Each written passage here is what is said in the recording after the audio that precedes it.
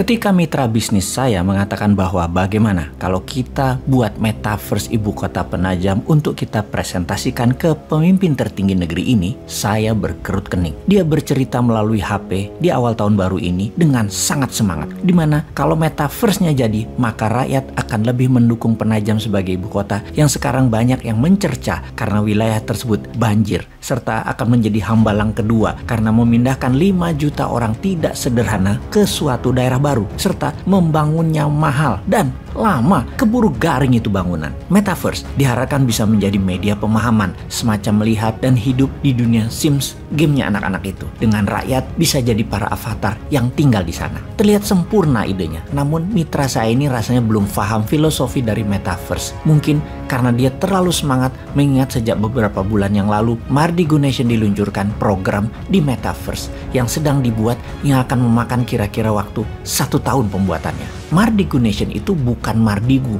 bukan Bosman World. Mardigu adalah kependekan dari filosofi perjalanan kehidupan yang mana mbah saya berikan kepada saya. Namun jujur belum bisa dijalani dengan benar. Karena nama adalah doa kan? Jadi yang penting sudah ada niatnya, sudah ada doanya. Mardigu aslinya adalah kependekan dari Margi Dining Gusti. Margi itu jalan, Gusti itu Allah. Arti sederhananya adalah jalan menuju Tuhan atau tarekat. Mardigu Nation adalah negara berjalan menuju Tuhan dan paling gampang mengajarkannya dengan experiencing, yaitu menggunakan metaverse. Dengan istilah lain, Mardigu Nation adalah Mardigu First, Mardigu Universe, dunia berjalan menuju Tuhan. Filosofi dari dunia metaverse adalah membuat dunia nyata yang saat ini kita tinggali, the real world, hanya sebagai tempat hidup, tempat yang sehat atau living space yang sehat. Kita hidup, makan, bekerja, menjadi dunia ini menjadi lebih luas. Namun 2 hal yang akan pindah ke metaverse yaitu dunia administrasi, dunia bisnis seni art, teknologi, dan perdagangan. Dan yang tertinggal di dunia nyata adalah rumah sakit, kesehatan, kafe, resto, gudang, pertanian, industri. Namun gedung kantor yang administratif akan musnah pindah ke metaverse. Alias kalau metaverse dibawa ke ibu kota yang baru yang 90% adalah kegiatan administrasi, maka semua itu bisa tidak jadi dibangun. Ngapain membangun dengan dana 1.000 triliun dalam 5 tahun ke depan bentuk fisiknya? Mending buat metaverse hanya 2 triliun kali. Pusat pemerintahan negara, pegawai departemen semua kerja dari manapun, bisa tinggal dan matanya tinggal dikasih VR, helm ber-TV, alat komunikasi. Administrasi semua pindah ke blockchain. Dan kalau metaverse dijelaskan ke old mind, ya mulai semua kalau kayak gini dijelasinnya. Sekali lagi, metaverse akan menghilangkan gedung kantor, administrasi, dan tempat jualan retail dalam seketika yang memberikan kemudahan untuk hidup ke depannya dari sisi yang lain. Jadi mulai paham ketika kita mengatakan Penajam tak perlu dibangun sebagai pusat pemerintahan secara masif fisiknya, buat saja secara digital. Ini akan menohok old mind. Namun kalau old mind berani berubah menjadikan metaverse versinya, maka Indonesia akan menjadi negara pertama di dunia yang pusat pemerintahannya 100% digital. Itu sangar namanya. Oke deh sahabat, banyak yang masih wagu atau gamang dengan metaverse yang mungkin 10 tahun lagi baru bisa jadi secara nyata dan real. Jadi ingat-ingat seperti beli Bitcoin di tahun 2010.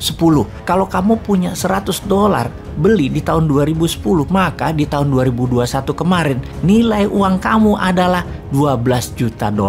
Benar, naik 120.000 kali. Metaverse saat ini itu masih early adapter. Mau ambil peluang di metaverse atau masih mau bikin fisiknya itu di Penajam, ya monggo. Semua ini nanti Anda kok yang dicatat dalam sejarah ke depannya, bukan kami. Kami mah punya usulnya revolusioner.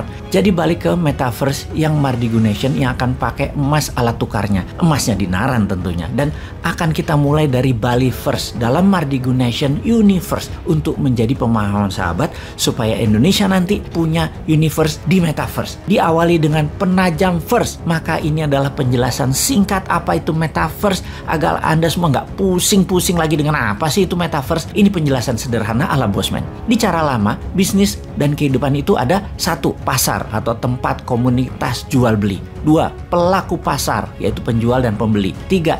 Transaksi atau penjualan dan pembelian. 4. Catatan transaksi atau dokumen pembukuan. 5. Alat tukar atau mata uang atau currency. 6. Dagangan, barang yang dijual beli. Jadi kemudian di metaverse bagaimana? Di metaverse itu begini. Metaverse itu adalah pasar, living space-nya. Avatar itu mewakili pelaku pasar. Transaksi ya transaksi. Kemudian blockchain itu dokumentasi atau pembukuan. 5. Cryptocurrency itu adalah mata uangnya di metaverse. Dan terakhir, NFT itu barang dagangan. NFT itu bisa mandiri sebagai produk digital atau bisa juga sebagai avatar mewakili produk non-digital. Sementara avatar itu adalah Anda yang dilengkapi dengan kecanggihan AI. Jadi bayangkan kalau manusia Indonesia di Penajam First adalah para avatar yang pada akhirnya bisa membuat dirinya di dunia nyata menjadi manusia unggulan beneran. Karena dalam pikiran bawah sadar manusia, mereka tidak mengenal apa itu reality, apa itu imajinasi, yang kemudian oleh Walt Disney dikatakan, "My imagination create my reality." Selamat datang masa depan.